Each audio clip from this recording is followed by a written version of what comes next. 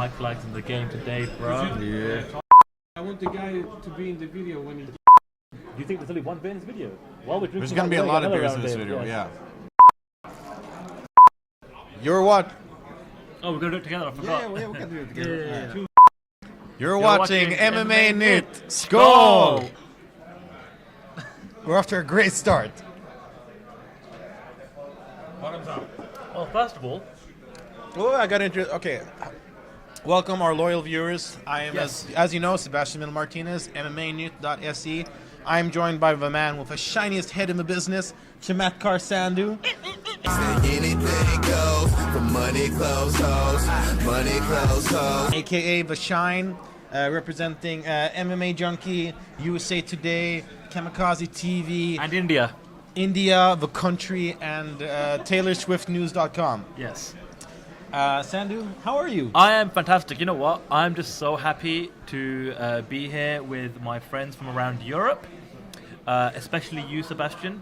You've always been one of my favorites, and you know that. I tell you that all the damn time. Yeah, every night. Every night on WhatsApp and Facebook and Twitter and DM private messages. I think some of our viewers might be noticing that there is a very large John Morgan-shaped hole in this episode, though. This is an interesting episode of SKÅL because MMA Junkie John, i.e. John Morgan, is not with us on this occasion. And that is because this is also a bit of a family trip.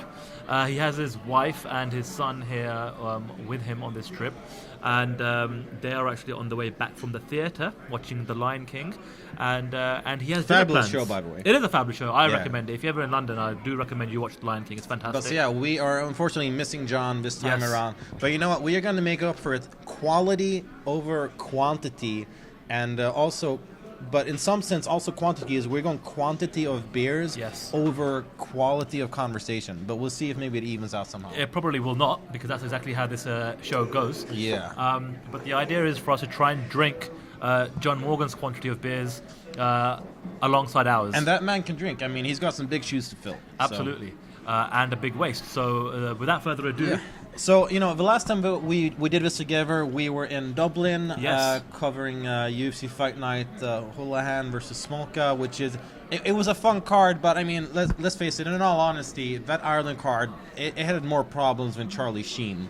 I mean, it got main event cancelled, co-main event cancelled. We ended up having, like, just... everything moved up. Yeah. This time around, I mean, we got like... What a turnaround. What could possibly be the biggest show in UFC European history, or the biggest main event anyway? I think it is. I've been thinking about it a lot. The way I see it, it's... I mean, one could argue that... on paper. At least on paper. Rampage Jackson, Dan Henderson, pretty big. But then again, none of those two were European. Yeah. And none of those two at the time had the status that Anderson Silva does. That's right. One of the greatest of all time. Exactly. So, I mean, we have one of the true legends. I mean, no one is going to discount Anderson Silva from the MMA Hall of Fame. And then we have one of the pioneers of European MMA, and Michael Bisping. So we've got a great main event and a very overlooked co-main event in Gegard Mousasi Talas Leites. We got the adopted Dutchman taking on the extremely underrated Brazilian, whose only loss came to Bisping in a controversial decision. So, I mean, honestly, this is a really great main card, and we got a lot of fun fights on the undercard as well. I think what the event in London is, if we turn back time just a few months ago, the initial main event was announced, and it was Michael Bisping versus Gegard Mousasi. Yeah. We thought to ourselves, okay, I mean, that's what we're used to here in Europe. I was down for that fight. I was down for it too, but it's not exactly going to set the world on fire in regards to the global MMA community having to tune into this card taking place in London. And then lo and behold, on Christmas Eve of all days, you know, the MMA community and UFC fans and us... We got our Christmas present. We definitely got our Christmas present, because when that announcement was made that Anderson Silva was fighting in London, that was just unbelievable news. And so far, like, knock on wood, no injuries. Yeah, no injuries. Because, I mean, usually, I mean, you can't control, like the last card, I mean, you can't decide when something like that is going to happen. It just does. I mean, it's like sex with Bill Cosby. We are not in the position to control when it occurs. It just does. It just does. And I think the proof was in the pudding earlier on today. I think we can both agree, having covered our fair share of European events, especially UFC events, there was more media here today than any other event I can personally remember here in Europe. Right? Yeah, there were Brazilian media, European media, obviously the major outlets from North America were here. A lot of new faces. It was outlets I've never even heard of from. It was like your first day of high school. Yes. It's like you recognize some from like lower or like from the lower grades that have come up, but then it's like there's so many others. Like, ooh, who's this guy? Right? Ooh, he looks tough. Who's he? Yeah. But and an interesting thing is that there were so many. When we were Every interviewing- fighter had scrums. Oh, Literally, yeah. you were fighting and battling to ask. we couldn't get an interview with Brad Pickett. Yeah. I mean, there were some fighters that we missed too. Luckily, Yeah. we got Brad Pickett, but there were some guys that we didn't get Anderson Silva, and a part of that was because we've had interviews earlier in the week, which is fine. But we thought, from our perspective, look, there's a massive swarm around Anderson Silva. Let's go speak to Tom Breeze. Let's go speak to Brad Pickett. Let's go speak to Talis Latis, and we did that. But even so, when we were trying to do that, we were teaming up with 2 or 3 other outlets because everybody was trying to get their shit in, so to Like, speak. let me put this in perspective. Like, when we were interviewing Anderson Silva, first of all, we couldn't even get through the first round. Like, we had to wait a little bit. I mean, it's just kind of charge in again. When we were there, people were going, like, there's usually this little velvet rope kind of thing, like you see at the exclusive nightclubs. Yep. People were going over that, and Ed Suarez, Anderson Silva's manager and translator, was getting pissed off at people for going over it. Oh, really? And then after a little while, a security guard, was like someone who worked at the hotel, who I guess obviously doesn't know over MMA, they came over to Ed Suarez and were like, "You can't stand this close to a fighter." And they started leading him away like this. No way. And Ed Suarez was like, "Get the fuck off of me!" Like he actually said, "Like get the fuck off of me."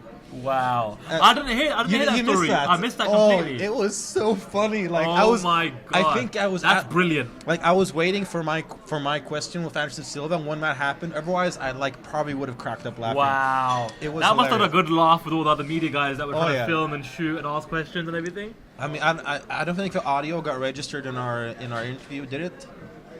Mazdak, the ever-present Mazdak off camera, giving us his wise wisdom and knowledge. He is the alcoholic god of this show. Yeah, basically. beers just arrive, Yeah. you know, and God bless And on Mazdak's the credit 8th card. day, Mazdak said, "Thou shalt receive beer." Oh, by the way, I have to state that we did receive some criticism from our last show in Dublin. Oh, what was the criticism? It was that we were promoting drugs. Did we? Honestly, I can't even remember any of these shows. So if we did promote alcohol. drugs, sorry. Alcohol. Yes, The drug. the drug is alcohol. Yeah. So I have to state for all the responsible adults Is watching alcohol this. classified as a drug? Well, technically, it is. Is it? The amount you guys drink. I thought alcohol was just alcohol, folks. Technically, alcohol is a drug. So I want to say to everybody out there, never drink any alcohol ever. With that being said, cheers. Or skål. Call it what you wanna call it. I'm a fucking alcoholic. So if you drink, you'll end up like me, traveling the world, getting paid to watch MMA. Call it what you wanna call it. I'm a fucking alcoholic. And nobody wants that, right? No. And while we So- spill beer all over our table, And by we mean Sandu. next to my very expensive brand new laptop. So yeah, we just have to say, drink responsibly.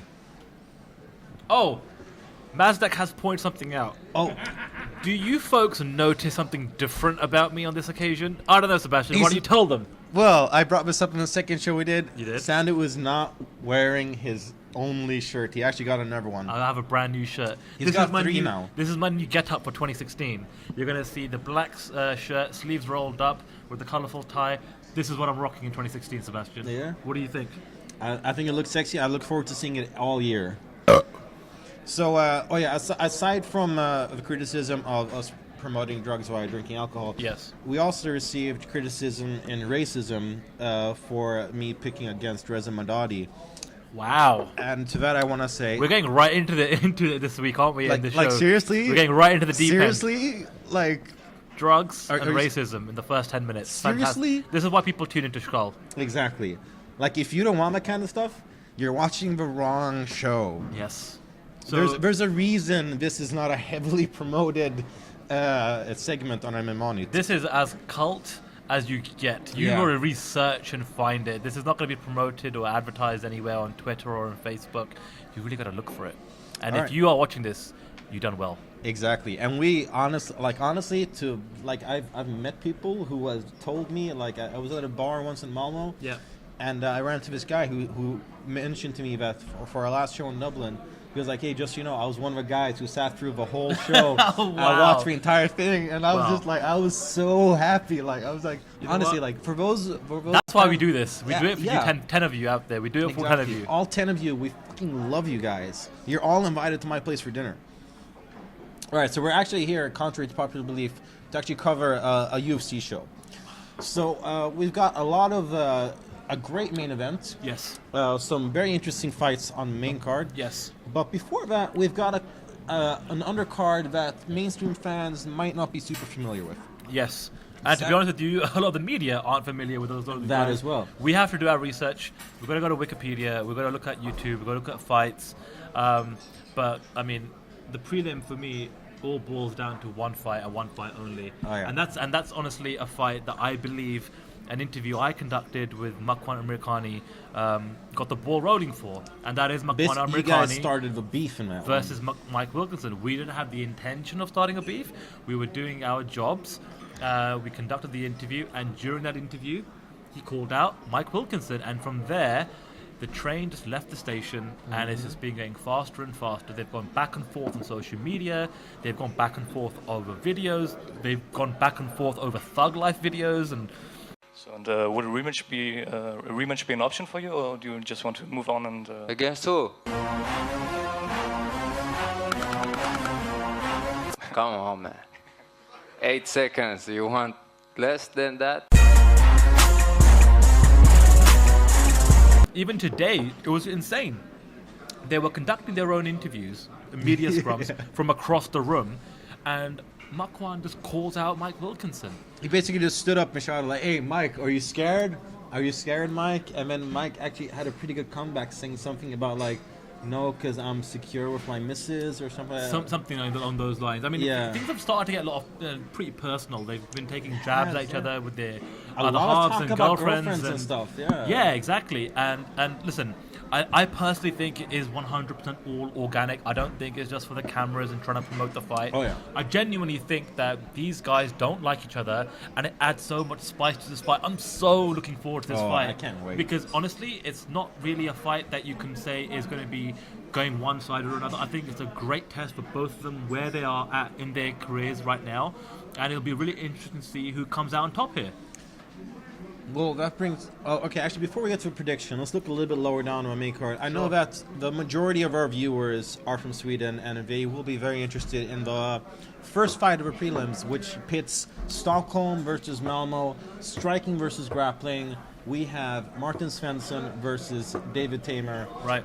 Sandu, did you manage to catch the tough US versus Europe? I did, and actually, I visited Stockholm last year. I think it was September or October. Visited the All-Star Gym. Yeah. This was prior to the Gustafsson Cormier fight, and they opened their doors, and I actually got to interview David Tamer. Okay. In the gym, because it was actually during the period where the episodes were still rolling, so he was quite limited with regards to what information he could tell us, and actually we got in trouble by the UFC because we were not allowed to approach any tough contestants while the show was running. We did that. But fortunately, nothing was revealed in the interview that kind of... That just means MMAnytt goes before USA Today. Basically. And I found him to be quite an interesting character. He seemed to be the kind of guy that is focused, took some positives away from his experience on Tough. And at the end of the day, he is training out of one of the top gyms in Europe. Yeah. He's training with some good guys. I'll be honest, I don't really know too much about Martin Svensson personally, his background. I couldn't tell you who he last fought, or whether he's a submission artist, or whether he's a knockout artist. But given the fact that I have seen David Tamer on Tough, and I've been able to interact with him personally, I'm just going to pick him just based on that. All right, well, let me fill in the blanks here, because Martin Svensson is not just one of the highest ranked featherweights in Europe, but he was also actually, when I first started training MMA, he was a guy at my club where I was like, oh my god, that's Martin Svensson. Oh, really? Yeah, I was like, oh, that's him. Like, and now we know each other. I'm also good friends with David Tamor. So for me, it's Hang on a it's, second. It's Martin tough to see. Svensson's a Malmo guy, right? Yeah. That's why I know that you are going to pick Martin Svensson. You will never see Sebastian Vendel Martinez ever pick against a Malmo guy. Well, we haven't got my pick yet. Yes. Well, we'll know exactly in about 2 Point seconds. being, I mean, he defeated Dave Hill in Cage Warriors. Dave Hill is, if you're an English MMA fan, you know Dave Hill is a very good grappler. Martin Svensson out-grappled the shit out of him. I mean, Right. he basically made him his bitch on the ground. And he's got, I believe, a 15-3 record, 14-3 record. So he is more experienced. But then again, a lot of people look past David Tamor's Thai and kickboxing experience. Right. He's a very skilled, very experienced kickboxing and Thai boxing fighter who's done very well in that field as well. So while his professional MMA record is 3-1... Did he fight for Glory? I want to say yes. Because I think... I want to say yes, The yeah. interview I conducted with him was a while back, but I remember I remember him bringing up his Glory background. And that's what really switched me on to thinking, okay, this guy is a very high-level striker. I'm 96% sure, but he did fight for Right. So basically, what I love about this fight is the contrast. It's not just a contrast in striker versus grappler, because I mean, I'll say that Tamor is the striker, Svensson is the grappler. Sure. But it's not just that. It's Malmo versus Stockholm. And Svensson actually went out in an interview to say this is a beef between Malmo and Stockholm. You know, there's been a bit of a football rivalry. Well, there's not much of a rivalry because... Outside of sports, though, is because there we genuine actually, rivalry we, between we mop the Stockholm floor and of the Malmo? competition. You know, MFF is the only team that's gone to Champions League in a long time. We're got the best football team in Sweden by a long shot. Sorry, I got sidetracked here. You were saying? I was saying, outside of the sporting element, is there a genuine beef between Stockholm and Malmo with regards to people, culture, background, the cities, and A little bit. yeah? Why is that? What is the let me background? put it this way. What is the stereotyped person from Stockholm versus stereotyped person We from Malmo? interviewed Martin Svensson yesterday. We posted the interview on our website, and there was a comment, and basically the quote from it was, Martin Svensson says, we're going to put Malmo on the map. One of the comments was, yeah, we'll put Malmo on the map, the Danish one. Right. You know, in the South, we're a little different. We got our own flag. We've got our dialect that some people can't understand sometimes. Is Gustafsson from Stockholm? Yeah, outside of Stockholm. But in the ballpark In the of region, Stockholm. yeah. Right. Because when I think of Stockholm and Malmo, I think of Gustafsson, i.e. Stockholm, and I think of Eli Latifi representing Malmo. A little bit, because right? in the South, especially in Malmo, Right. we're known as like a lot of, like, from many years ago. I don't know if they're still saying it, but they said that Malmo is Sweden's Chicago. Right. Because it's windy, people are a bit more like out there, and it's violent. Right, it's a bit more of a tough area. Yeah, like, I mean... And Stockholm's more of a cosmopolitan modern city. More, a little bit more modern, a little bit more, but also a little bit more cold. Not just in terms of temperature, but also in terms of people. Right. Like, in general, people in the South will be a little bit more open, a little bit more like, hey, we'll talk to our neighbors. Right. You know, I talk to my neighbors. Right. Whereas some people won't. But you are a forward-thinking hipster vegan at the same time. that as well. But even people who aren't forward-thinking hipster vegans will, in general, be a little bit more talkative. Right. But then it's also a thing that, like, there have been speculations and articles that Malmo will overtake Stockholm in terms of, like, importance and in terms of European influence, because we're known as the gateway to Europe. We have a bridge to Denmark that goes to Europe, whereas, you know, the Scandinavian peninsula ends right there, and then we are the connecting point. So there's a little bit of, like, a cultural difference. Yeah, right, there's a little bit of a cultural difference, a little bit of a... Also, just like a nationalism thing, like, you know, we'll often get called half Danes or reserve Danes, and you know, there is actually an independence movement party in the South. Really? Yeah. To try and separate from Sweden itself? They're also hardcore racists, though, so they're not gonna. Interesting. So fuck you guys, But there is a little bit of that. So there's the whole whereas Stockholm is the importance. Oh, we're the center of Sweden. Whereas we'll be kind of like, well, we're the center of the south. Right. It's like when you think of Game of Thrones, you have King's Landing, Yes. which is the center of Westeros, but then you have the north, and you have like the king of the north. Right. We're like the kings of the south. Right. So, And I am the king of India. exactly. Yes. So basically, you're picking Tamer for this. I'm going to pick Tamor only because I've had a chance to interact with him. I do recall the fact that he has a very high-level background in striking. But did you see Venom Tough that Martin Svensson defeated the number one pick in the US team? I don't recall because, to be honest with you, and let's be, if we're going to keep it real here, who remembers the Ultimate Fighter episodes, really and truly? I remember that because there was three Swedes in If you're it. from Sweden and there's Swedish fighters, then was you like will more- remember. There was like more Swedes than any other European nationality. Yeah, that's true. I do remember that part of the last tough season. So we can say like, oh, England, we're so good at MMA, but like, It's true, but that's why I will remember fighters like Davy Grant and other fighters that have come from the tough show that are from England. It's just natural that those will stick out in your memory. Is it fair to say that Sweden outclassed the UK in that series? I mean, is anyone outclassing anyone unless you win the show? Fair enough. All right, I'm going to say early on, Tamer will be very dangerous. Right. I think he's going to try to keep his distance, but it's hard to keep a distance against a fighter who's as big for a weight class as Svensson is. I mean, Right. He used to compete in featherweight. He was a giant in that weight class. He's big even in lightweight. Right. So I'd say early on, David Tamer is a huge threat. What I will Later on, I think that the longer a fight goes, Svensson will probably get a little advantage. He's also more experienced when it comes to. I mean, he's gone, a couple 5-round fights before as well in Cage Warriors. Sure. He's used to grinding stuff out, and I was saying it's super close.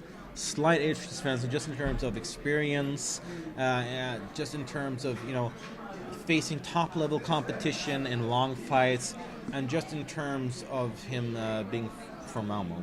Right. Well, I'm going to pick David Tamor, and I think everyone, if you've got money in the bank, just put your money on David Tamor. Put everything on David Tamor. Put your house on David Tamor. Put your car on David Tamor. It's a good bet. Put your job on David Tamor. Put your pink slip on David Tamor. Put your wife on David Tamor. Yeah, put everything on David Tamor. He's going to win. But I will say is, if you're from Sweden, and regardless of whether you are picking David Tamor or Martin Svensson, why don't you guys help these fighters out and create a Wikipedia page for them? They don't have Wikipedia Svensson pages. has a Wikipedia page. He does not. Does he not? Oh, he doesn't. They are both actually 2 of 8 fighters on the card this Saturday night that do not have Wikipedia pages. That's actually not a good sign. That is not. No. In all fairness, It is not a good sign. You are not They've moving the got needle. Sherlock pages. You are not moving the needle if you don't have a Wikipedia page. okay, that's true. Fans back home, we got to get them. You got to represent. I mean, you're going to help your fellow countrymen out, whether you're from Malmo Alright. or whether from Stockholm. What's up with that? Moving on to other fights. Any fights like aside from Wilkinson, Amirkhani, any fights, Sandy, would stick out to you as maybe an under the radar kind of fight? I like to see the Arnold Yautzen Meza fight. I think that's an interesting step up for Arnold Allen. Yautzen Meza, an absolute veteran. He's had enough UFC a fights. couple ups and downs. Yeah, exactly. He's been around the block. Arnold Allen, this is his second fight in the UFC. He made his debut last year on short notice. He's been training in TriStar with Tom Breeze. And it's interesting, like, even interviewing now, it's like the kid's just out of high school. He seems so baby He's so cute. Yeah, fresh-faced and No pedo. no, but he comes from this really tough background where his dad was a strong man, deadlifts and bench press records. And, I didn't know that. Yeah. So his dad was a power lifter, a really big, butch, muscular man, and that got implemented down to his kids and stuff. But Arnold, let it all go. Took his bonus, moved out to TriStar with Tom Breeze, and he mentioned he was a little starstruck when he first saw GSP, but that's now all subsided. Yeah. And he's training with some of the best guys, best pros on this planet, under arguably one of the best coaches in Faraz Zahabi, right? Absolutely. So it's very interesting to see how he would have developed now since his last fight. I'm still a bit unsure whether Yeltsin Meza would be the right step up for his second fight, because he is a veteran, and you know it might be. I'd say based on Meza's record, I'd say it's a good fight, because he has been a little up and given down. his age though, and given how young he is in the sport, I don't know. Which is what makes this fight so interesting for me, because I'm not sure. Like, I think Arnold Allen has the raw talent and the skill to be able to beat a Yeltsin Meza, and I'm sure he's improved leaps and bounds whilst he's been at TriStar, but it's going to be very interesting to see how he kind of handles fighting in London, you know, on the biggest stage. This isn't, you know, a random European city where he's not going to have any, you know, really big following, and he's making his debut on short notice. This is an event that's been promoted. He's going to have lots of fans, family and friends that have been probably bugging him for tickets and all sorts. This is going to be like his debut performance in High School Musical. Like, Yes, you got to perform. You have got to perform. This is the prom, and he is trying to be the prom king right now. And you know what? We are actually behind on beers. The almighty Mazdak has delivered.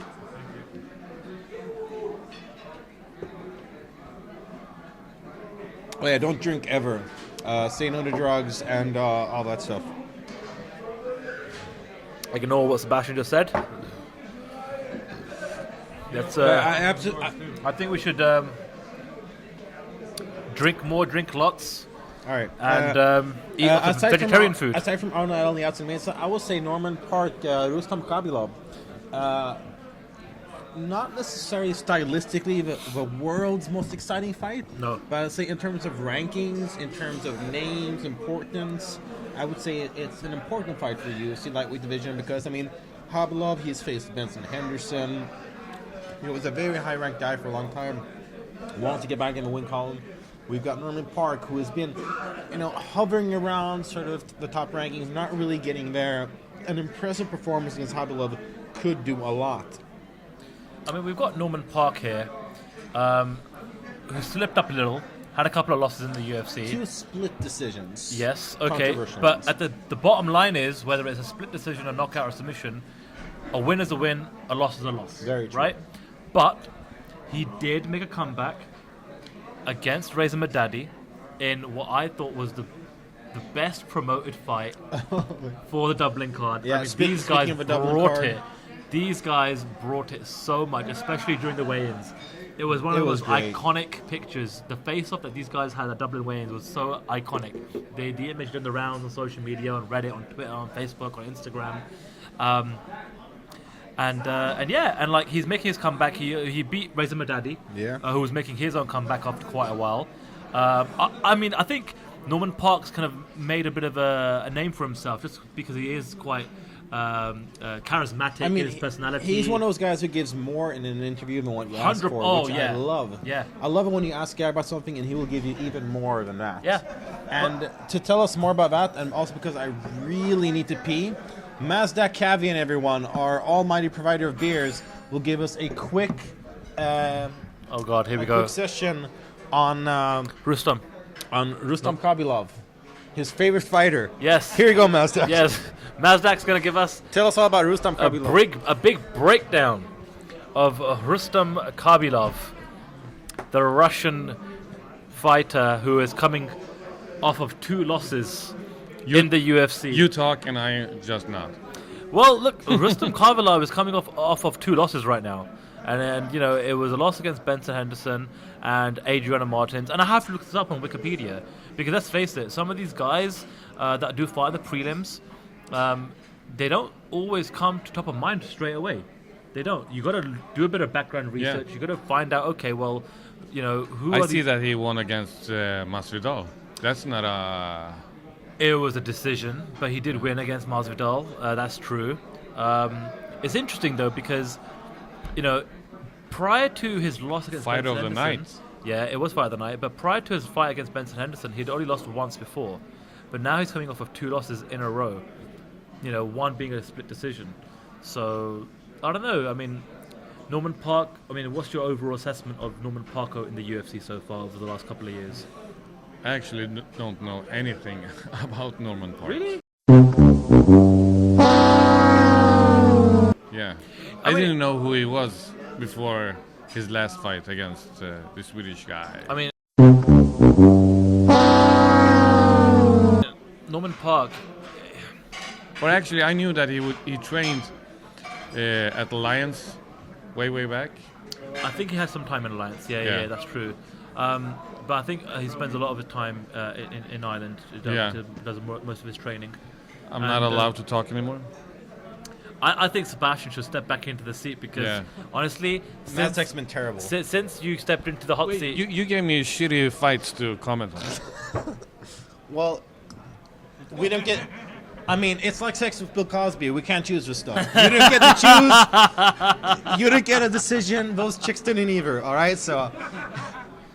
this is why Skull is the most underrated, under-advertised, but most important MMA show you will ever witness in your entire life. All right, so That's a horrible beer. I'm gonna drink this one. before You can we, drink that one, man. That's yours. actually, it That is a wasn't horrible I don't know beer. what it was, but the it wasn't Stella good. is really nice. Stella's way that better. random beer, probably the cheap beer that Maz is trying to give it to us. It's because Mazek's It's paying cheap for it. ass. All right, so before we move on to our picks for Wilkinson Americani, Yes. any other fight that you think people should pay attention to On the prelims, Yeah. Davy Grant is making a comeback after quite a while. Is that a huge? Again, from an English he's perspective, one of the nicest UFC He's a fighters nice I've guy. probably ever met, to be honest. It's really But- unfortunate with what he's been through with Yeah. injuries and things of that nature. I don't know what kind of fight we're going to get out of him. I mean, he's more I'm not going to cursed. spend 5 minutes talking about him. I'm just giving you a quick 30 seconds. David Grant is like more cursed than like a Caribbean I feel so treasure, sorry for him. you Yeah, know? I It's do like- feel sorry for him because he was on the Ultimate Fighter.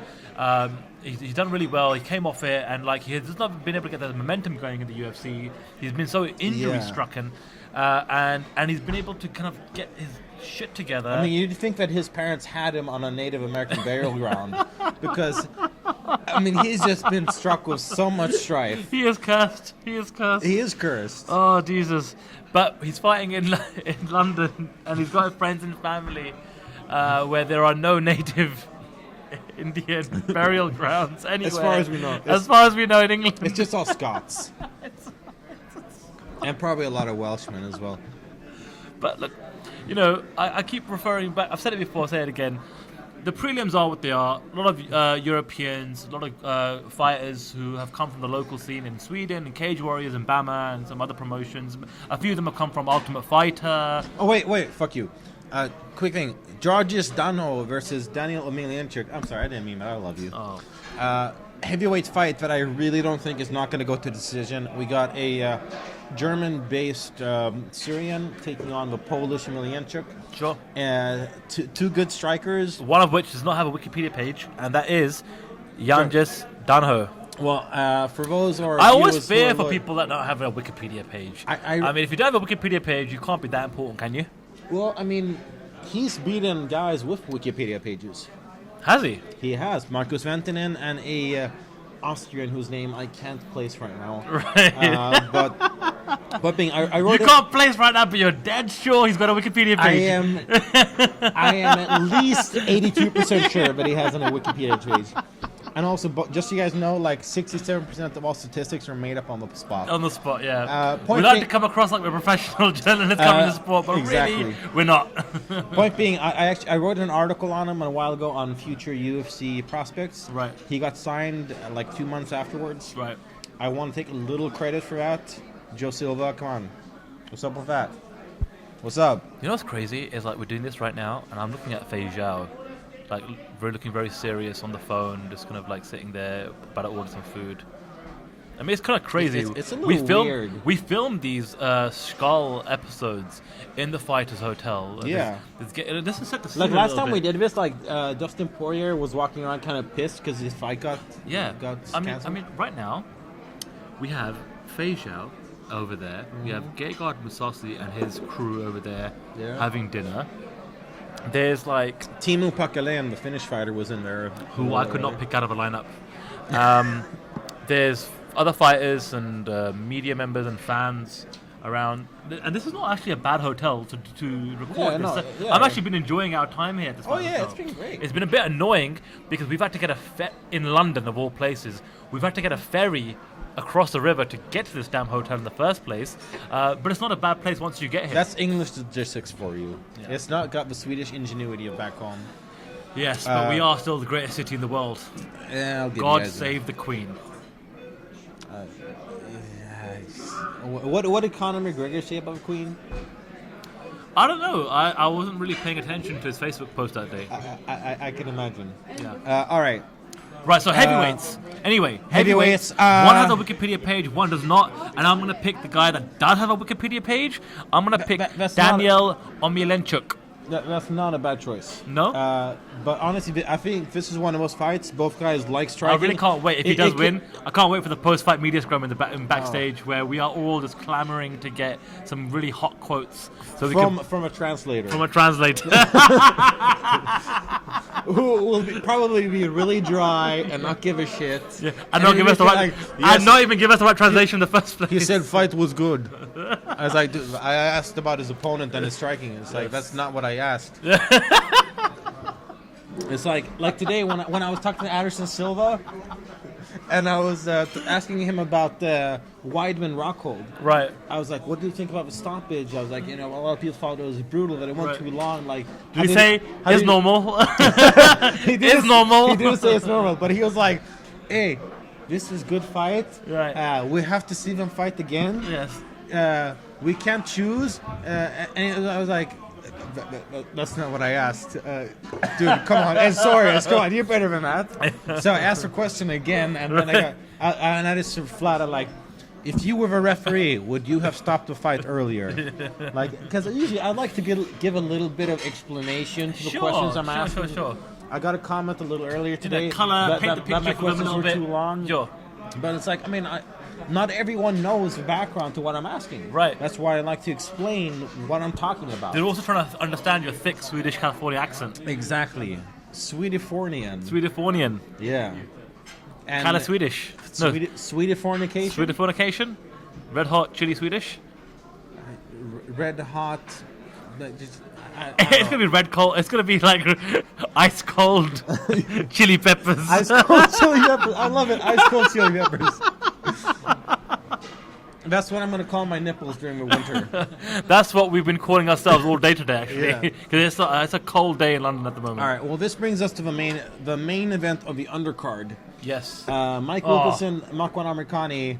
I think a closer fight than what some people might be thinking, to be honest. I agree. I 100% agree. I think even though Michael Wilkinson's coming off a long layoff, he has also had his injury problems. Also, I don't want to be that guy, but I mean, Amirkhani looks like he just stepped out of a GQ shoot.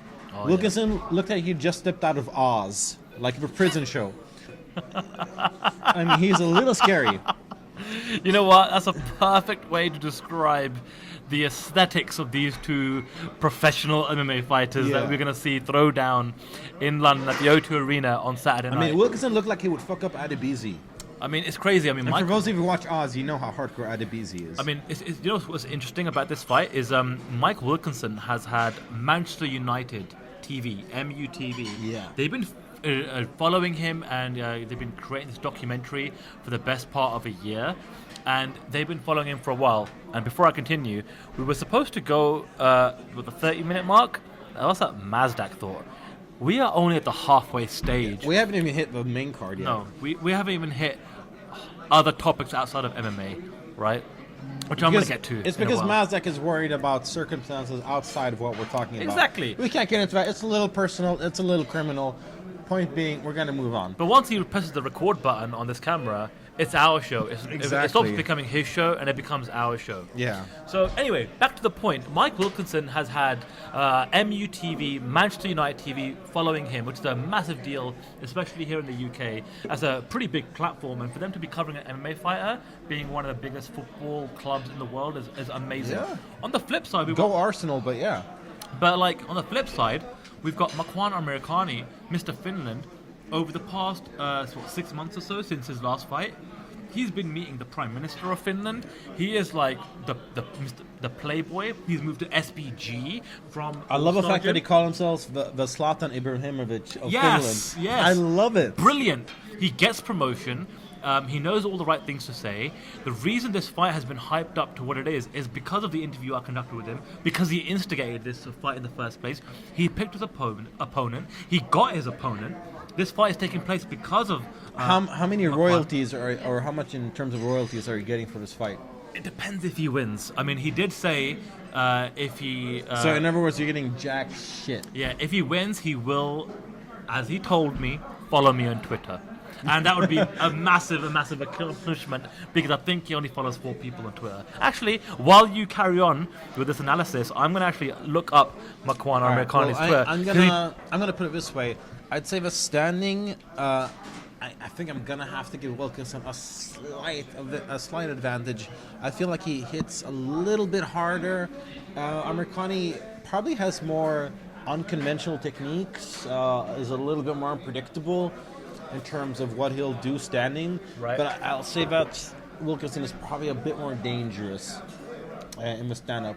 On the ground, I'll definitely say that Amerikani is stronger. I mean, he's got a great...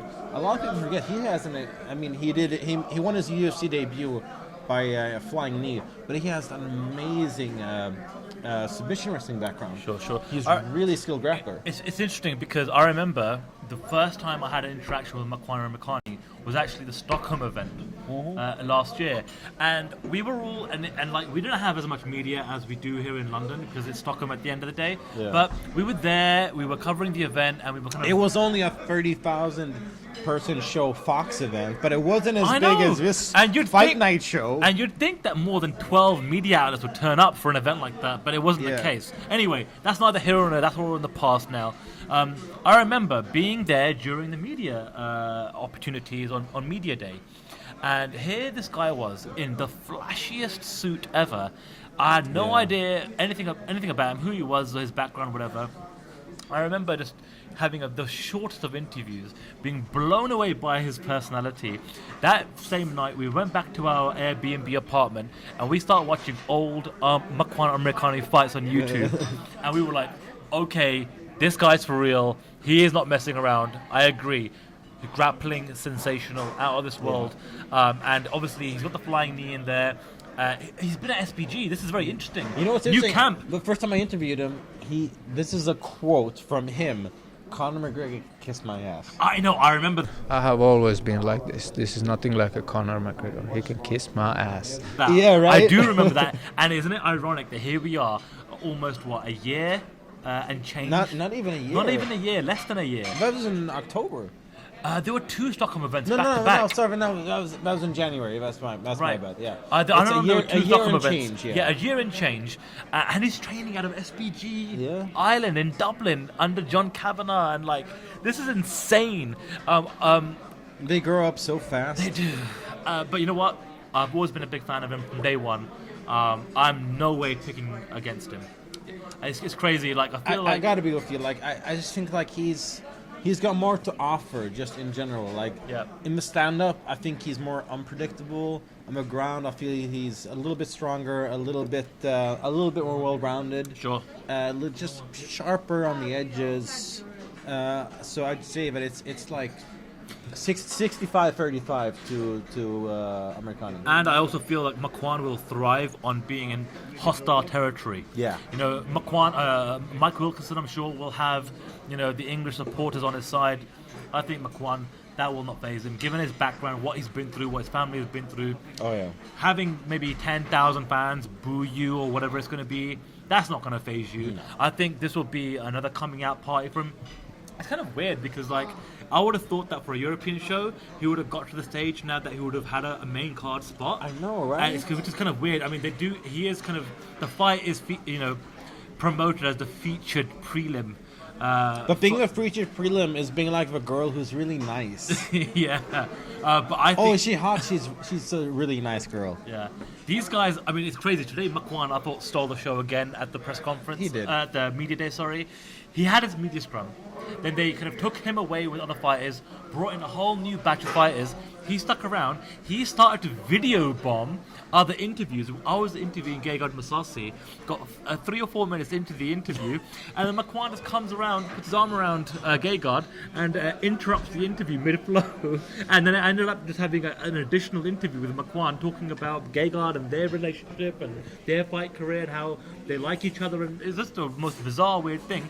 But he's kept himself there, and he's very endearing to everybody. The way I say it, if you're not a fan of Makwan Armikhani, you probably go to bed masturbating to Adolf Hitler.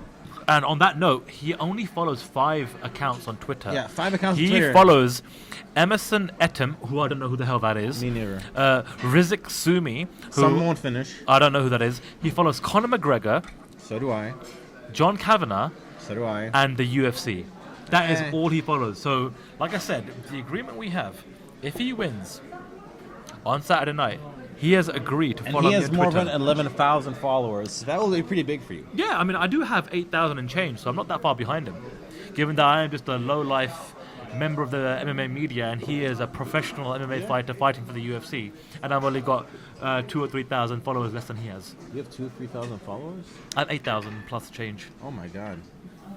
I need to get more involved. Most of my Twitter. followers do tend to come from these skull videos from Stockholm and Sweden and Malmo and across No the one's nation. following me. Yeah, because they But don't want to follow you, Sebastian. They want to follow me. They want to follow Mr. Fair India. enough. They want to wanna follow Mr. the- MMA Junkie. They want to follow the guy who's more polished on his head than They want to follow the guy that has more shine on his head, than I do on my shoes. the guy that has more than one shirt. The guy He's that got has 3. I have 3. This is like 2 of 3. One's been retired, stuck in a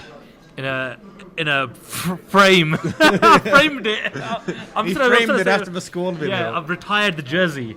All right, well, All right, we're going to go back to the main card. let's move on to the main card. We start off with, yeah, that's right, Francisco Rivera, Brad Pickett. And honestly, like, a really fun fight. Stylistically, a really fun fight. Yeah, and potentially Brad Pickett's swan song. That's been Yeah, the theme coming into this depending fight. on how it goes. Depending on how it goes, is this the last time we see Brad Pickett fight in the UFC? Will he retire after this fight? I mean, all of the ingredients are there. It's a fight in his hometown. It's the biggest fight in European MMA history, European UFC history. Definitely UFC history in England, in London specifically. Everything else is arguable. I mean, like I mentioned, we did have, I think, 12, maybe 13 media outlets that covered the Stockholm event last January, but of course this is London, so we have about 40 or 50 outlets covering this he was event. the biggest fight in... No, Okay. he is in fighting on the biggest Okay, card. Okay, yeah. Right? Totally agree with you in that sense. Yeah. Right? You know what I mean? Okay, yeah. Like, in terms of this potentially being I his thought swan you song. meant- No. I thought you meant that he was the biggest fight in... No. I just think in terms of a stage, if he was to go out Yeah. on a win, on yeah. a positive, This this is the biggest stage. Oh, yeah, absolutely. In Totally terms of agree with you with that. All of his friends High and family. five. Yeah.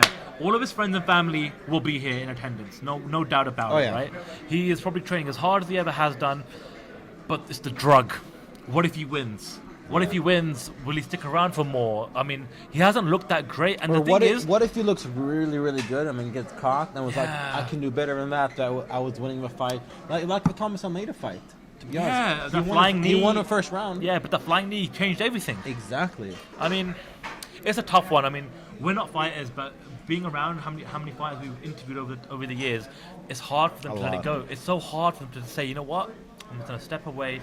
I'm gonna do something else. Now, the good thing about Brad Pickett, he has That's like got- me saying I'm gonna stop playing PlayStation 2. It's not gonna happen. It's not gonna happen. It's not gonna happen. I It's don't like care him- about PlayStation 4. It's like- fuck PlayStation 4. It's like Sebastian saying, you know what, I'm gonna stop being a vegan. It's just not gonna happen. It's just not gonna happen. I'd rather stop with PlayStation 2. There you go.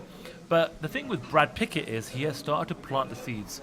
He has got a promotion in the UK called Rise of Champions, showcasing young talent, up-and-coming prospects, getting them some pro fights so that they could potentially be signed by the UFC one day, or the Bellators, or the major leagues, right? And so he's got that in his back pocket. And I Yeah. think that if he wins, that's where I think it might be the maybe. Because if he wins, I think he'll think, I've still got it. I can still do this. I'll have another fight. I think if he loses, I think hopefully he'll realize it himself that time's up. Or maybe Dana White, who's been a big fan of Brad Pickett, has always had a good relationship with him, will just say, you know what, hey Brad, time's up, guy. Time's up. It's time to call it a day, and maybe he'll chuckle it down. Hopefully he'll give him something, some kind of job in the organization. Yeah, I mean, Brad Pickett's been a great ambassador for the sport, especially in the UK. He's always been great interviews, gives really good responses to questions. Oh, yeah. He's very articulate. He knows the sport. He's been a great, journeyman, so to speak. He's fought all over the world. WEC, Cage Warriors, the UFC, of course, and he's one of those unsung heroes. And he's been one of the unfortunate recipients of the Reebok deal, where he's not been able to wear his hat and his get-up, and it's been a bit unfortunate. That's always been a part of his culture and personality and background. But hey, man, hopefully he can, do well on Saturday night. But it's do you think he will though? It's a tough one. It's a pick'em. It is a tough one. It's a pick'em. It's a 50-50. I don't know which way I'm swinging right now, but Rivera's no joke. He is no joke. No, I mean I'm picking Rivera. Okay, you're picking Rivera. Why is that? I just feel like Rivera. I mean, he had a really tough fight in his last fight against John Lineker, who would have been the title challenger. Tell the audience. Can I need to take a bathroom break? All right. Well, point being, Mazdak Kavian, our returning guest, will get in here. Mazdak, you've actually... This is Mazdak Kavian from MMA Junkie, USA Today, whatever. And MyLittlePony.com and fucking whatever. Let's talk. You know Brad Pickett. Yeah. You've met him many times. Yeah. Do you think he's going to win this fight on Saturday? You want my honest Yeah, I love Brad Pickett. I love him. I want the best for him. But I honestly think that Rivera is going to win this fight. What do you think? I think Brad Pickett will win. You think? Yep. And why is it? Because of the last couple fights? Yeah. Really? That's it? Yeah, that's it. Easy. But have you seen the past couple of fights for Pickett? Yeah, I have. Yeah, I know. 3 straight losses? Yeah. So where does this put them? The loser? I don't know. The loser leaves town? Maybe. Or the way I see maybe it... both of them lose? It depends. I mean, the way I see it, Pickett could maybe knock Rivera out and go out on a win and say, hey, I'm done with my career. I'm going to pull Jean-Claude Van Damme and walk away. Doing the splits. But it's very hard to do. Like, if you guys try doing it, it's not easy. Because of my big legs and karate, I can do the splits no problem. I can do it like... No, I can't. I'm lying. Point being, it's a pick 'em fight for me. Either guy could knock the other guy out. Yeah, but the other... Yeah. I hate to say it because I love Brad Pickett. I love him. But I think Rivera. I think Brad Pickett. Okay. So fuck you then. I hope you're right. But except for the fuck you part. So I don't get it. You hope Brad Pickett will win, but you think... Yeah. Well, it's like the whole, I hope my girlfriend isn't cheating on me, but I think she is. That's the same shit. No, that's in regards to my ex, by the way, not my wonderful girlfriend now, but the bitch ass chick I had before. It's like I hope she's not cheating on me, but I think she might be.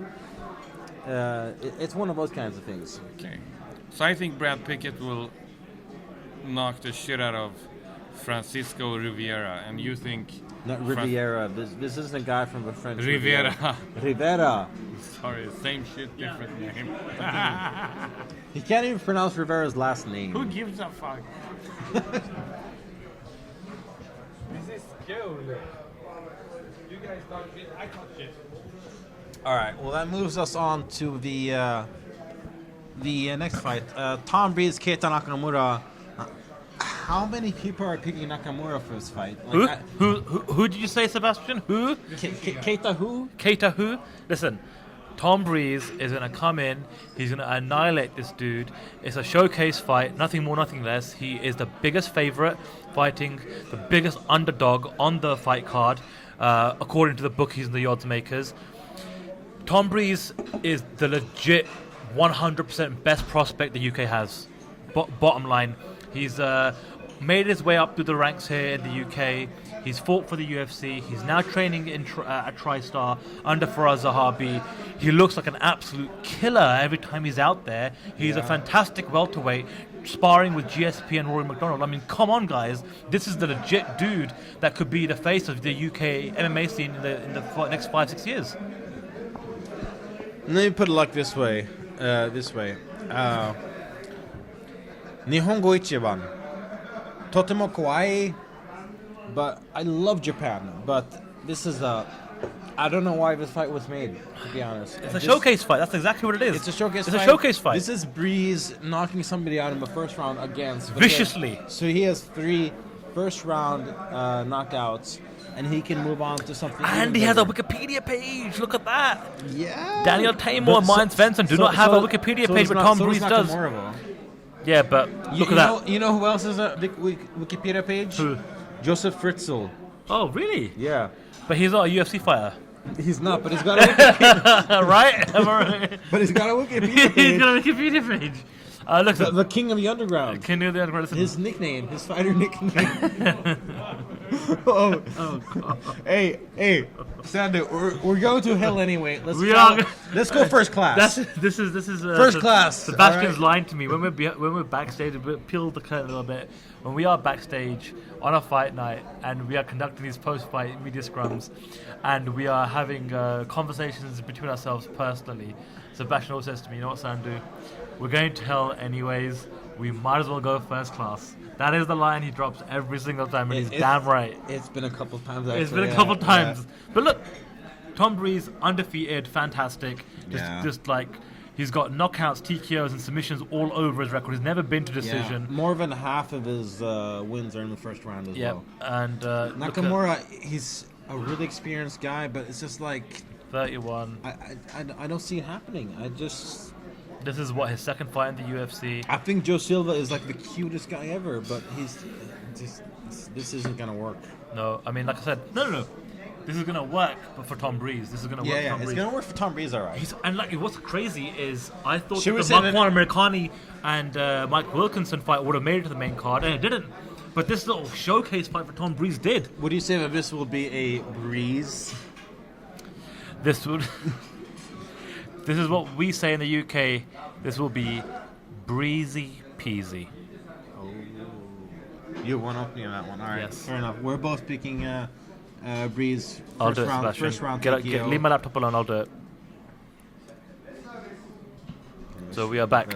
We're back to the 2 most charismatic fighters on the UFC roster, Gegard Mousasi and Taras Leitis. Yeah, a.k.a. Captain Charisma. Yes. Gegard Mousasi. Yes, the needle movers that they are. No, I love Mousasi. He's honestly one of the most underrated guys in the division. Yeah. I mean, he is such a well-rounded guy. He's a lot of people look past him. Which I think is a shame. I mean, he's had some ups and downs. Like, I mean, okay, he lost a decision to Machida. Oh, shit. I mean, unlike Weidman could have lost a decision to Machida had things been just slightly different. Sure. Yeah, he lost a kind of controversial stoppage to Uriah Hall. Yep. Short notice replacement. Very explosive guy. Very exciting guy who, I mean, just gives everyone problems. 100%. I can't agree more. He's facing another really underrated guy, Taras Leitis. Yeah. Guy who came back to the UFC, started knocking everyone out. Everyone's like, oh, here's this grappler who comes back who just shoots for takedowns. He started knocking people out. I mean, the Francis Carmont knockout. Damn. Yep. I mean, that was like... I mean, he looked like The Rock from Fast and Furious 7. You know what's crazy? I'm just looking at the Wikipedia page. Taras Leitis is 34 years old. Gegard Mousasi is just 30. That's crazy. I know. Gegard Mousasi's been around for ages. He's the young vagabond, for God's sakes. He feels like he's older than my dad. Yeah. He just like doesn't. I mean, doesn't age. like just in wisdom and experience, you know. And He's- speaking it's of- like he's in that Brad Pitt, Well, I Brad mean, Pitt movie, speaking- where you age backwards. Which movie is that? the Benjamin Button. Benjamin Button. Gegard Mousasi is the Benjamin Button of the UFC. He's getting better and better and younger. And yeah, younger. younger. Yeah. Well, I mean, speaking of someone who doesn't have as much experience, Mazdak Kavian, everyone, tell us about Gegard Mousasi and his manager, Nima. Dude, I gotta pee.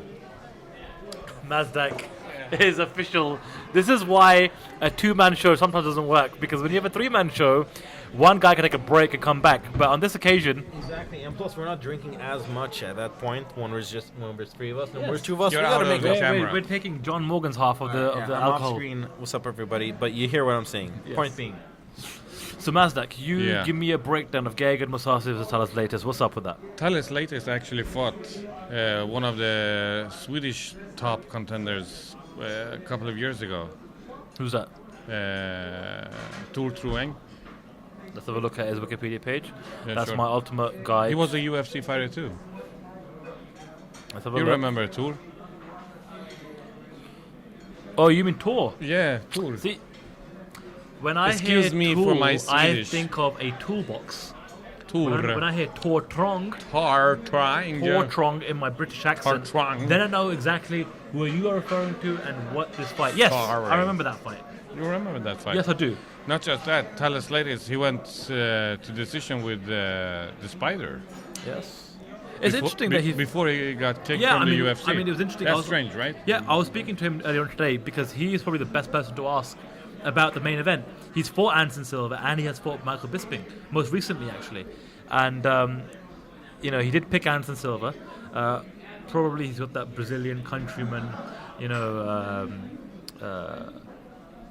what's the word? What's the Bisping thing? Well, he fought Bisping in Glasgow last year.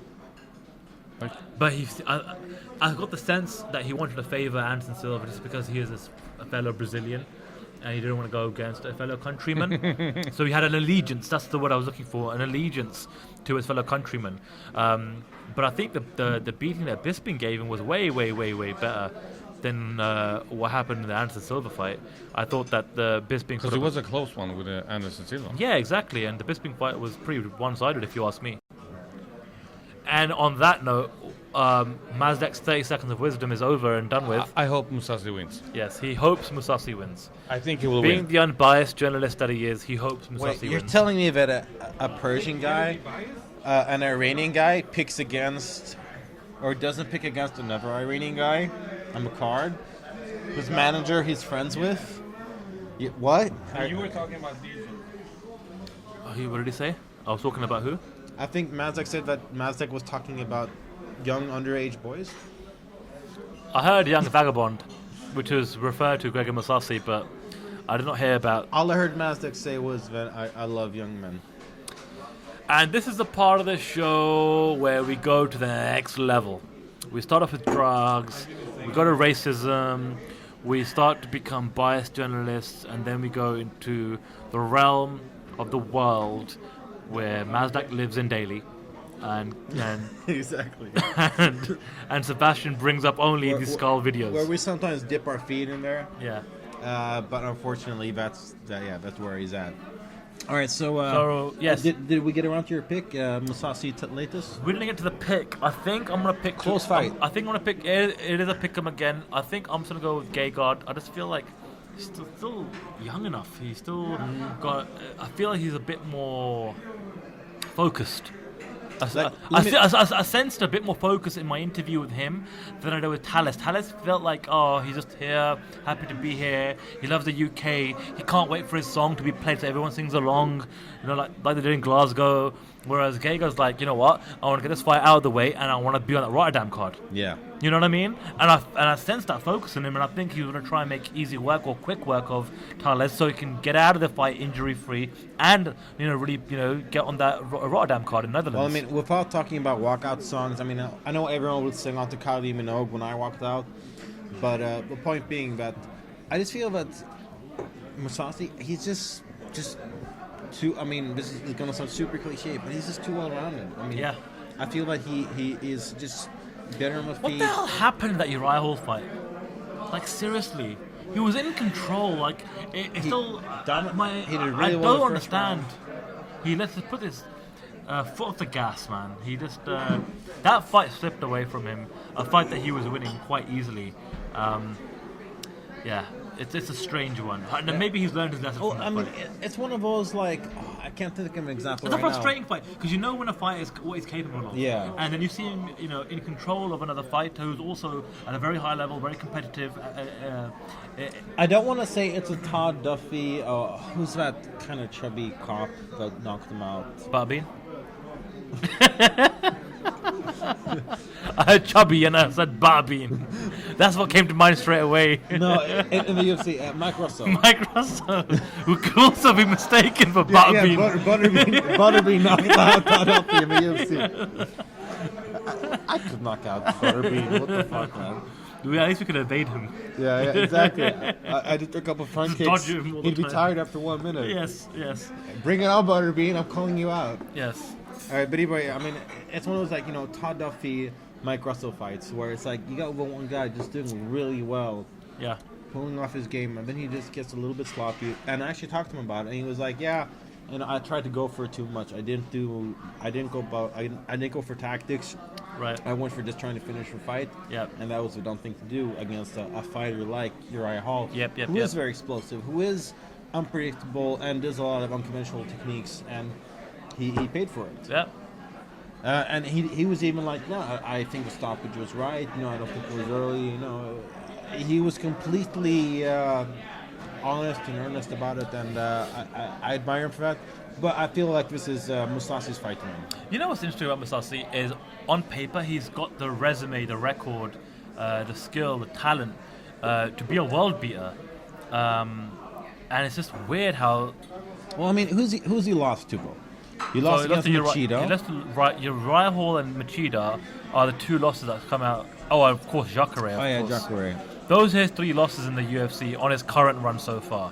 He'd obviously beat Malmo's very own Ilir Latifi in his return to Not easy to do. No, not easy to do. And in fact, it wasn't so easy at all because he beat him in a decision. In all fairness, Mousasi had to go to the Netherlands after a fight to get knee surgery. He did. But he still came out a But then winner. again, Latifi also took that fight on 4 days' notice. That is true, which is very much a Malmo thing to do, is just do things in the last minute. All right, we're 1 hour in. We are at the 1 hour mark, and for me, that's an achievement because Mazdak thought this was going to be a 30-minute show, and we say fuck Mazdak. Yes. I fuck with Mazda cars, for that matter. You know what? Let's talk about Mazda cars for a second because which brand does that? Where are they from? Where are they from? Mazda. Where are the Mazda? Japan. Really? Yeah, which couldn't be further from the truth and further from the should alliance we Wikipedia this? with regards to who Mazda as a person is. Yeah, I don't trust his half the things counterpart that as a Mazda car says. manufacturer in Japan. I don't know if I trust it. Mazda, is it really Japanese? It is Japan. It's Japanese. All right, okay, fair enough. It's Mazda. It's not Mazdak. It's Mazda. Yeah. Yes. All right. Well, Anyway, that was the co-main event for UFC Fight Night London. yeah, To be honest, it was it's a fight Mazda versus Honda. It is a fight that's not really getting that much attention, probably because But it should be, though. it should be. But at the same time, we are talking about two of the fighters on the UFC roster that don't generally speak up too much. They don't trash talk too much. Yeah. They're softly spoken. They're Even nice guys. Even when I spoke to Todd Slater, Nice guys finish last. I was like, this is a very close fight against Bisping. You could have easily won a fight. A lot of people thought that you did. Right. Any part of you that you're a little bit annoyed about that? He was like, no, whatever. That's that fight. Yep. And he wasn't the slight. Or he didn't seem it. He wasn't the slightest bit bitter. Yep. A slight bit annoyed. He was just like, yeah, whatever. It didn't go my way. Yep. And it was like, that's a very Mousasi kind of way to look at things. Yeah. So it's kind of like Mousasi versus Brazilian Mousasi. Yes, that's probably the best way of putting it. Right? We are talking about Mousasi versus his Brazilian doppelganger.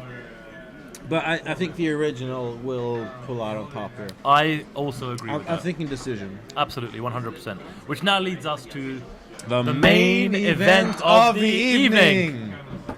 Michael Bisping, Anderson Silva, a fight I love that's how we literally synchronize been a decade in the making. So to give you some history, Michael Bisping and Anderson Silva both fought for Cage Cage Rage in London for It's okay. It's not like I'm English or should have any like knowledge exactly of this right. kind of stuff. And it's not as if I've not had 10 beers in me in the last couple of hours, and it's not as if that you can forsake and confuse Cage Rage with Cage Warriors. But the fact is, Michael Bisping and Anderson Silva both fought for Cage Rage for approximately 3 to 4 years at the same time. They both transitioned into the UFC in the middleweight division, and they fought for many, many years. Michael Bisping was always the bridesmaid, never the bride. Anderson Silva was the flipping champion for so many years. He was the Kardashian exactly. of that division. Michael Bisping could Everyone never... wanted a piece of that ass. Absolutely. Michael Bisping could never, ever get over that hump, get over that hill. He always got to the number one contender fight and then lost. He was campaigning, he has been campaigning for this fight, and he has said in multiple interviews on multiple occasions, he would hate to have to speak to his grandkids one day and say to them, I fought during the same time period as Anderson Silva, but and in the same weight class, but I never fought him.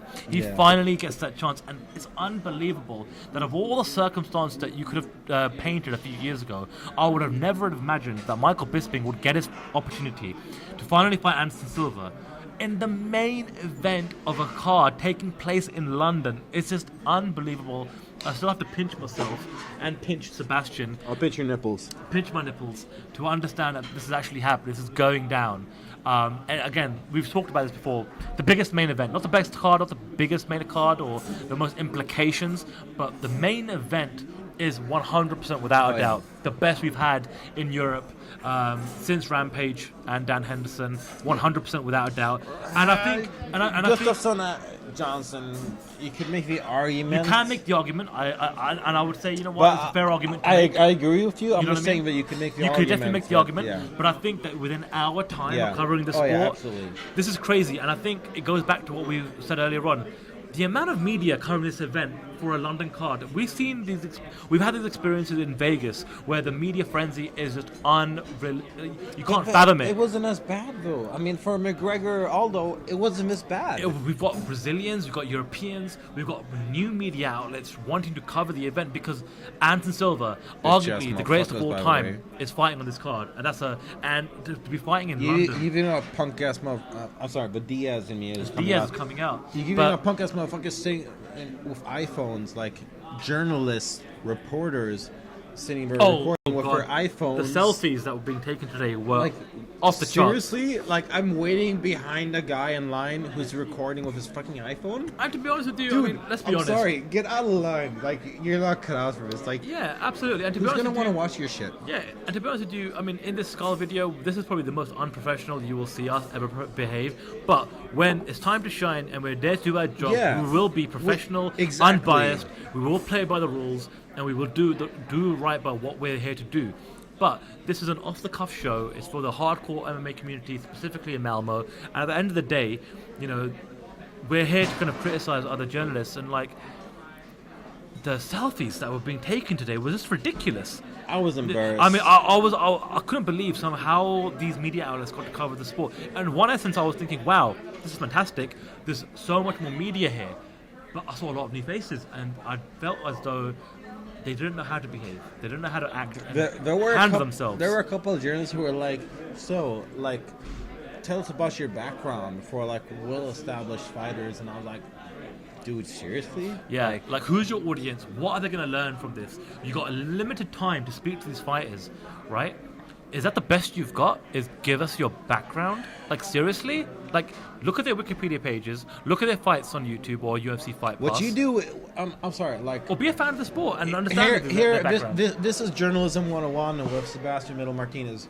When you're talking to an established guy, you do your research and you tell, like, when you're asking the question, you talk about his background. You say, like, okay, so you've done this and that. How do you feel about you know, the new challenge?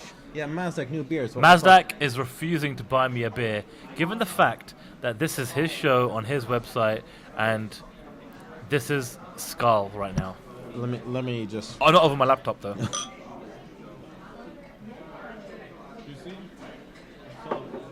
Mazdak is fucking cheap. Point being, my lessons to the journalists not watching this: do your fucking research and you bring up a little bit of the background in your question. that's what you do in this kind of thing. You don't ask him, tell us about your background. No, you said like, okay, so you come from a background of this and that. How do you feel about taking on a guy of a completely different style? That's what you do. And yes, Mazdak, I want a drink. Yeah, he felt guilty. He felt bad. He's sitting there thinking, absolutely. No, I don't feel bad. He doesn't. Then feel why bad. were you offering me a drink? Excuse me. Yeah. And this is what happens on Skull. We break convention and we order alcohol. Exactly. And we pinch each other's nipples. Yes. All right. So, Silva Bisping. So, give me your assessment on the fight. Now, we've talked about the background, why this fight is so important, it's so big. We've talked about selfies from journalists that were new to the game, that were in attendance today at the media day. But when it comes down to the fight, once the octagon cage shuts and you've got 18,000 fans just on their feet because Anderson Silva is in London fighting Michael Bisping, the biggest, best export we've had in the UK. Yeah. When it comes down to the nitty-gritty, who are you picking and how and why? Silva. How? Why? Like, I don't want to be that guy. Like, I love England. I love some of their exports. Even though I'm Indian. Yeah, you're English enough. Sometimes. You're English enough sometimes, and that's what my passport says. That's sometimes good enough for me. Yes. I think Bisping could give Silva problems. Yep. I mean, if he really manages to do the in and out, jab, jab. I mean, I don't see him knocking Silva out. Right. Not at all, unfortunately. I could see him maybe winning a decision, but I just feel that like Bisping is really good against fighters where he can circle around them or where he can use his movement to just kind of jab around them and get it like CB Dalloway, those kinds of fighters. I mean, those are some of his best performances. Sure. Anderson Silva, who dances around Anderson Silva? Give me one fighter that's done that. No one that's danced around him. No one's that's been able to dictate the movement in the octagon. I mean, it's the like footwork. Weidman knocked him out in the first fight, but that wasn't that wasn't because of Weidman's footwork ability. It was or more of movement. Anderson It was Silva's. more just 100% pure strength power. Yeah. Does Bisping have that pure strength and power? No. I'm sorry, no. He's the kind of fighter that will pepper you, break you down, and get a TKO. Exactly. He's not going to TKO Anderson Silva. Anderson Silva will TKO Bisping in the third round. Okay, I agree with your pick. In terms of how, I think it will be much sooner than that. And to be honest with you, I've said today on multiple occasions, there's a lot of intangibles around Anderson Silva right now. Coming off for a layoff, performance-enhancing drugs, etc., etc. A 50% Anderson Silva is still able to beat 110% Michael Bisping, in my opinion. I'm an Englishman saying that against somebody that's from my own country, and I hope that will prove once and for all that we're trying to do our best job and be unbiased. We are not biased in this show. Even though we act like fools and drink alcohol on this show, we do try to do our jobs at the best of our ability. And the reason for that is, I think if you look at Anderson Silva's last three performances, let's go back. Chris Weidman, part 1. I was there in Vegas. Me too. You were there as well. Yeah. Well, we didn't know each other, which is kind of strange. Yeah, at that time, fantastic. We did not know that we would be as close as we in are bed now. as we are now. Exactly. He messed around, he clowned around, he got clipped. It happens with the power that Weidman has, and he got beat. In all fairness, Weidman was winning that fight. He was. But still, how he won the fight was due to a part in the fact that Anderson Silva was monkeying around. Then, fast forward 6 months later, I was there at that fight too, 168. Yeah. So were you. And we still didn't know each other. I know, it's so fucked up. And it was so unfortunate, it was heartbreaking to see Anderson Silva, one of the greatest of all time, one of the legends of the sport, break his leg like that. And it was such a bad, horrific. I heard. It was heartbreaking. They were literally, I remember seeing I heard it people from crying. the bleachers. Like, oh, God. It was like I knew the fight was over when I heard the leg break. And it was one of the most disturbing noises I've ever heard in my entire life. Like, I had a ghost experience that was probably not as fucked up as this. That's crazy. I mean, because ghosts are scary. Ghosts are scary. But they're not as scary as what breaking happened a that leg. night. No. So he comes back after a year. Now there's accusations of performance-enhancing drugs. This analysis of his performance against Nick Diaz. My perspective is, I think he was being really super cautious because it was his very first fight after breaking his damn leg. And who could you blame him for not being a little tentative in that fight? It wasn't the old classic Anderson Silva, but now there's been an extra year on top of that. He must. I would assume, and my opinion is that he must feel that much more comfortable with his leg, with his performance, even if he's 40 years old. I mean, let's face it, this guy started to go into the peak of his career in his 30s anyway. Exactly, so what if he is his 40 years old? What does that mean? I mean, we're going to find out, but I think that even if he's at below par, even if he is at 50%, there is such a night and day difference in the skill level, the technique level between Anderson Silva and Michael Bisping that will see him through all the way to getting a TKO, I think also in the second or third round. I thought you were going to pick against me in that one. Oh, no. Let's take the first round. No, I wouldn't dare or dreaming of picking against Well, I you in mean, the main final event. words for the 12 people watching this. The final words are that A, I hope you enjoy this video. B, I hope you enjoy the build-up and the promotion and the journalism, the video content and the articles that both MMAnytt and MMA Junkie have been producing during Fight Week leading up to London. This is, you know what, it's arguable if this is the best card or the best main event in EMEA or European MMA or UFC history. But it's a damn good main event. Oh, yeah. You should definitely be watching. It's a really big deal on so many levels. Like if you're a European MMA fan, Yeah. and you're not excited for this, Yeah. then, dude, seriously, what the fuck? I mean, the card sold out before You're the... probably the guy accusing us of racism in that case. Absolutely. Or of promoting drugs or promoting veganism, which we don't do this at all. No. We do not promote veganism whatsoever. But the bottom line is Anderson Silva is fighting in London, which is historic, it's momentous, it's incredible, it's fantastic, it's brilliant. And you Back should watch again after 8 years. after a long time. I'm Ron Burgundy. Yes. Watch the fight, enjoy the fight, and we'll find out if Michael Bisping will finally get a title shot. There are implications here. Oh, yeah. If Michael Bisping wins this fight, there's no one that could say he does not deserve a title shot. If Anderson Silva wins, I back. Right? Yeah, He's back, right? I back. Yeah, Bisping back. Bisping is back. Hashtag Bisping back. Yeah, hashtag Bisping back. But my final thoughts are that we're drunk. And we hope you are too as you're watching this show. And we hope that you've been consuming as much alcohol as we have during the last hour and plus. Or not consuming alcohol if you're that kind of person. Maybe consume something else. I don't judge. He is vegan, by the way, so Yeah. he does not judge. I do not. Because I do not judge Sandu for being a animal-killing asshole. That's right. He does not also judge me for being Indian, even though Mazdak thinks I'm Pakistani.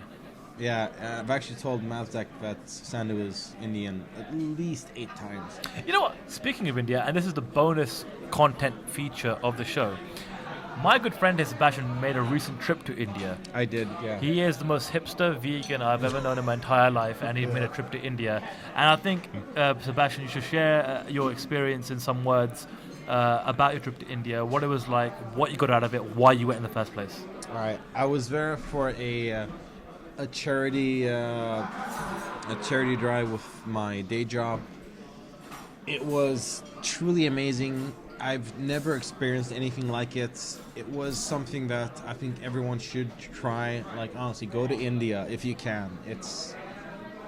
You can't really describe it in words because there's just so many impressions, so many colors, smells, Shades of tastes. brown. Shades of brown, but shades of orange and pink and green, and just it's amazing. Just go there and you will change your life, because I changed mine. My plan is to go back to India hopefully next year if I get enough money. I really want to get that much money.